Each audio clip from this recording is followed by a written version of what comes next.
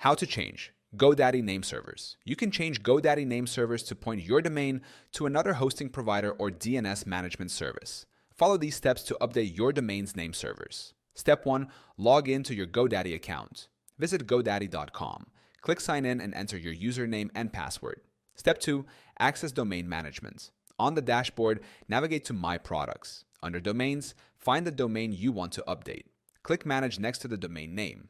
Step 3. Open DNS management. On the domain settings page, scroll down to Additional Settings. Click Manage DNS to access the domain's DNS settings. Step 4. Change nameservers. Scroll down to the Nameservers section. Click Change. If locked, unlock the domain first. Step 5. Select Custom Nameservers. Choose Enter My Own Nameservers. Advanced.